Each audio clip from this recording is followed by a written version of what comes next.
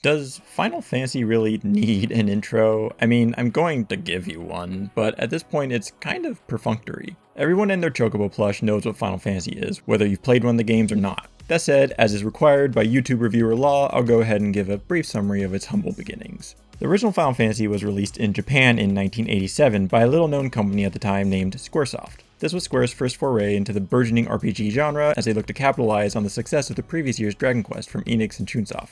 Spearheaded by Hironobu Sakaguchi, at the time Square was facing some financial troubles, which has led to folklore around the origins of the game's title. Many claim that it stems from how this was literally Square's Final Fantasy, and if it failed, they too would go under. As moving of a tale as that is, as far as I'm aware, it's not super accurate. The title was going to be Fighting Fantasy, but some rights issues saw them needing to change it, and Sakaguchi liked the double F, so they went with Final instead. Either way, the game was a hit, and 3 years later it saw release in North America, though funny enough, European markets wouldn't see this first title hit their shores until it was ported to the original PlayStation in freaking 2003. The FF train has been a-rollin' ever since. To date, there's been 16 main entries, a handful of direct sequels, copious spin-offs, films, anime, the aforementioned plushies, and so on. Heck, some entries are veritable franchises of their own. Check out my FF7 remake review for a bit more on that.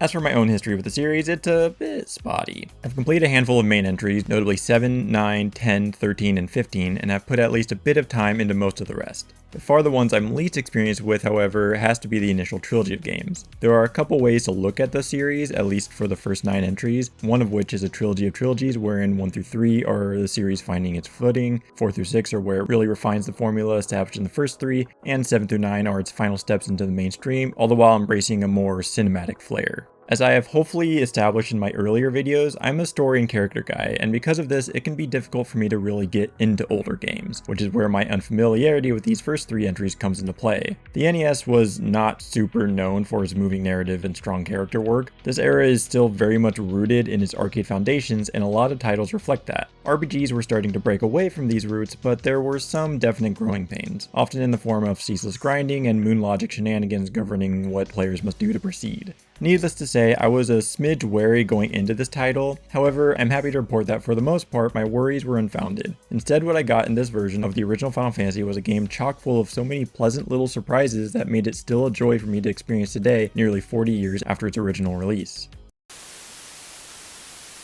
The story of Final Fantasy kicks off with 4 heroes arriving in the kingdom of Corneria and being tasked with rescuing the princess Sarah from the evil clutches of the Dark Knight Garland. Just a hop skip to the north and ta-da, Garland is defeated. These actions, along with the 4 small crystals our heroes arrived bearing, prove to the king that they are the 4 warriors of light, destined to restore the crystals that govern this world, one for each of the classical elements, those being earth, fire, water, and air. Over the last several hundred years, fiends have awoken and begun corrupting these crystals and the world with it. It is now up to you to defeat these 4 fiends and bring balance back to the world. And that's pretty much it. The rest of the game follows a pattern of speaking to NPCs to receive hints, finding items that unlock new areas, defeating baddies in various dungeons, rinse and repeat.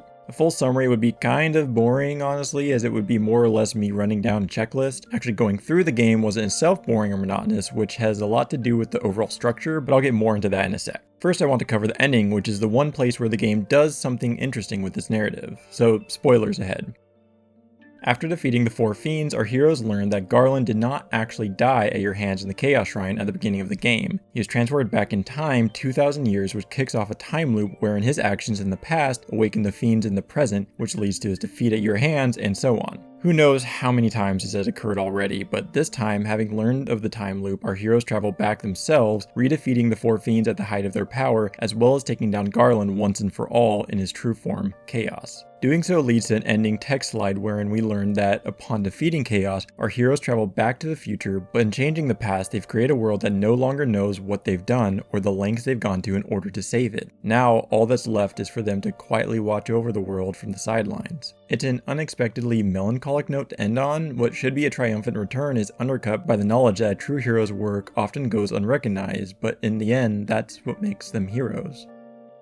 This ending was most definitely the high point for me, but is bolstered by some really fun little tidbits of world building, from a city of mermaids held captive by the water fiend to a sapient species of dragons who long for the days when humans and dragons sought peaceful coexistence, to an ancient, highly advanced civilization that once roamed the sky, in addition to the usual elves and dwarves and whatnot. It is all bog standard stuff, and I am fully aware that I'm giving Final Fantasy a bit of extra credit due to its age, but that doesn't negate the fact that I did enjoy filling in these minor details about the world. There are two especially fun things I want to note. The first is a single line of dialogue naming the man who likely designed your airship in the distant past as Sid. It's wild seeing the origins of Sid being an offhand remark given how prominent of a character he can be in later entries. Second is the aforementioned technologically advanced civilization. Not only did they have airships and flying cities, but they straight up had robots and computers. I know there's a contingent of FF fans who lament the move towards more sci-fi elements post FF6, which makes the fact that SF has been a part of the series as far back as this first entry highly amusing.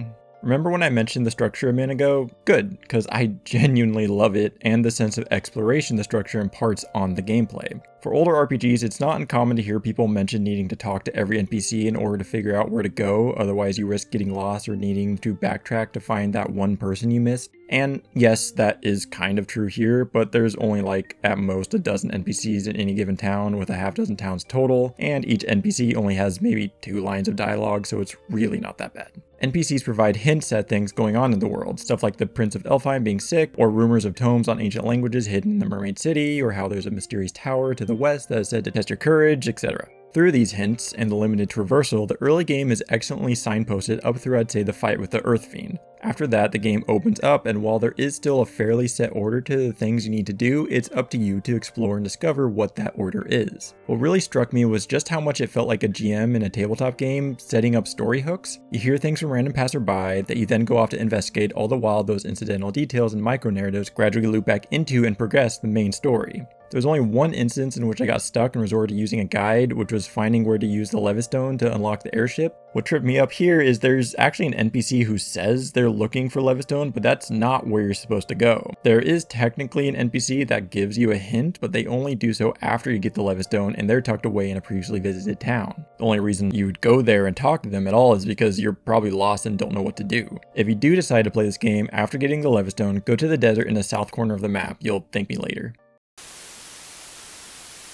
It is at this point that I feel it's important to inform you that what you have been seeing on screen is not the original Final Fantasy. It is, in fact, Final Fantasy Pixel Remaster, released on PC in 2021 and on console in 2023. The original FF has seen many an iteration, each with their own pros and cons. This particular version has a number of notable features that mostly tie into gameplay, but on the presentation front, what we have here updates the look to be more in line with SNES entries in the series. And while it's not as detailed as, say, the PS1 or PSP ports, it manages to capture a sense of nostalgia for a time in gaming that I never actually experienced. For me, aesthetically, the Pixel Remasters are the best versions of the first 6 titles, as it unifies them under a common aesthetic, while also being, in my opinion, much more pleasing on the eyes than the original NES release in the case of FF1. It's the music, however, that saw the most work in the form of new orchestral arrangements. You do have the option of switching between the NES OST and the updated one, and while I do love me some chiptunes, the updated tracks pair better with the new aesthetic, as well as just being incredibly solid. You can very clearly see the seeds of what the franchise's music would become being planted here. While Nobuo Uematsu's score sticks to the script, rarely veering away from what you might expect from classical medieval fantasy fare, the 20 or so odd tracks are more than servable for this 15-hour romp.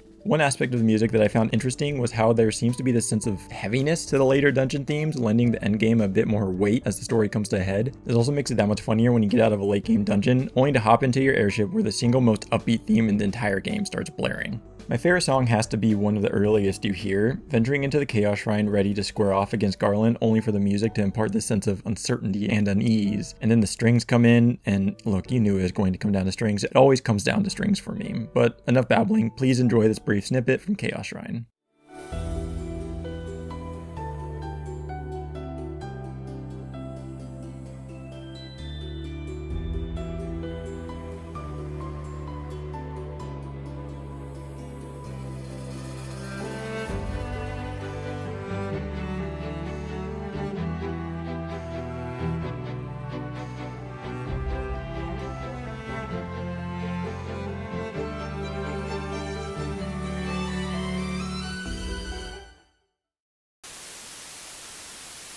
Starting up a new game sees you choosing names and classes for your 4 heroes. The classes available to you are Warrior, Monk, Thief, Black Mage, White Mage, and Red Mage. I decided to run a classic Warrior, Thief, Black Mage, White Mage setup for my playthrough, which proved perfectly capable of carrying me through to the end of the game, even if there were times I could have used an extra healer. Honestly, if you have any familiarity with medieval fantasy, you'll have an idea of what each class is capable of. Warriors are tanky with access to the best weapons and armor, thieves can get a good number of hits off but are frail, monks have high HP and damage output but no weapons or armor, black mages specialize in damage dealing and debuffs, white mages in healing and buffs, and red mages dabble in both black and white magic but lose out on each's most powerful spells. This is pre-active time combat, so battles are a standard turn-based affair with turn order determined primarily by a character's agility stat. In battle, you will have to contend with the usual array of status effects: poison, paralysis, sleep, stone, and the like. One thing to note is that statuses like poison and stone can only be remedied with items. Staying at an inn, which will heal the party for a small amount of money, or using sleeping bags as tentless cottages on the overworld will not do the trick, so make sure to stock up on antidotes and golden needles. One neat gameplay quirk is the magic system. First off, you have to buy spells from a vendor in towns. When doing so, you might notice a spell level by the name of each spell. There are 8 levels of spells and only 3 spells per level can be memorized by a mage at any given time. This isn't as big of a deal as it may seem, as I don't believe there are more than 4 spells for any given level. There's then a spell slot system, wherein leveling up your mages will see more slots or uses gained for each spell level up to a max of 9. This means that mages get exponentially more capable as the game goes on, with the trade-off being that they are a little useless at the outset, relying on the physical attackers to carry most of the weight. I enjoyed this system quite a bit due to it being less resource reliant compared to your standard MP system. For example, while lower level spells are not as useful late game, you can still fire off a bunch of standard heals without a draining MP, and thus they don't impact the availability of higher level spells. While this system was immediately dropped after this game and is even changed in many re-releases of this title, I can't help but wonder what the series would have looked like had they continued iterating on what they have here. I did mention leveling earlier, and on that front the game has 2 main modes of progression: character levels and gear. Defeat baddies, gain EXP, level up, you know the drill. Leveling results in an increase to a character's stats, namely HP, strength, agility, intelligence, stamina, and luck. There are also equipment-based stats, those being attack, accuracy, defense, and evasion. These do exactly what you think they would, with only a few hidden traits, such as accuracy governing how many times a character hits per attack with a max of 8 under normal circumstances, but that can be increased using spells like haste. Equipment can be purchased from shops or found in chests, with there being 5 total equipment slots, one for your weapon, shield, arms, head, and body. Gear is limited by class, and the UI is kind enough to indicate both if a character can equip a certain piece and whether that piece is better than what they currently have on. There's also a handy little optimize button that will see your characters equipping the best possible gear you currently have on hand. I tend to stay away from these sorts of things in games since they can be a tad wonky. However, with most equipment being purely number increases, I ended up defaulting to it here since not much thought was required when determining what one should wear. When it comes to leveling, I'm not a big fan of how minimal some of the level up stat gains could be. It was incredibly unsatisfying to level up and see that all you got was like 3 more HP and a +1 to strength. That said, levels came fast and frequent, averaging around 3 to 4 levels per hour for my playthrough, which helped to mitigate this a bit. After fulfilling certain requirements, you also unlock advanced classes for each character. Warriors turn into knights, thieves into ninjas, monks into masters, and black/white/red mages become black/white/red wizards. They kept the naming real simple on the magic user front. These advanced classes bring increased stat gains, access to new spells and equipment, and in some cases, like with the ninja, limited access to spells at all. Because of the increased combat capabilities and stat growths, it is generally encouraged to beeline for these advanced classes as early as possible, but I ended the game at level 50 and didn't advance my crew until like level 38 or 39 and still did perfectly fine, so don't feel like you have to optimize your playthrough in order to get by. Which brings me to the difficulty. Beginning can be a bit touch and go, especially with mages, but once you've got a couple levels under your belt and a few more spells memorized, it's a smooth ride with very little of any grinding. What difficulty does exist is mostly based around the dungeons being resource gauntlets. By that I mean you have to go through dungeons without the ability to heal aside of what spells and items you brought along, so theoretically by the time you reach the boss you should be running on fumes. This isn't super the case, especially in the latter half of the game where spell slots are plentiful and money flows freely from every foe slain. The only time I got a game over was my first go at the final boss, but I was able to get them on the second attempt, even if it did still make me sweat a bit. One thing that got a little annoying were monster chests. A lot of late game chests require you to defeat a group of monsters before they can be plundered for their contents. These were rarely more difficult than your standard random encounters, so it felt like a needless roadblock. There is an auto battle feature if you just want to turn that on and steamroll through encounters like these. There's also the ability to turn encounters off outright if you want to increase the difficulty by reducing level up potential or just make traversal less of a headache. With all of this in mind, I'm so happy to finally have the original Final Fantasy checked off my to playlist. It is as bare bones and by the numbers as RPGs get, but that's not a bad thing. not to soapbox for a sec, but it always irritates me when folks say things like turn-based combat is outdated, because like, no, that's like saying, I don't know, running and jumping is outdated. It's a form of interactions within a game space. Even here, at its most basic, it can still be entertaining. Heck, I found it immensely entertaining. Just because a thing is not for you does not mean that it is bad or outdated. Now, would I recommend the original Final Fantasy? Not really. Like I said, I love turn-based combat even at its most vanilla, but I imagine most folks would like a bit more than what is on offer here. Still, if you're interested in seeing their origins of such an influential franchise, or just want to experience a piece of gaming history, then hell yeah, go for it. Otherwise, just booting it up for an hour or two to get what it's going for, or watching someone else run through it would probably be ideal. Having played later entries in the series, I know that things only go up from here, but even with that knowledge, I was pleasantly surprised by just how well this first entry still holds up.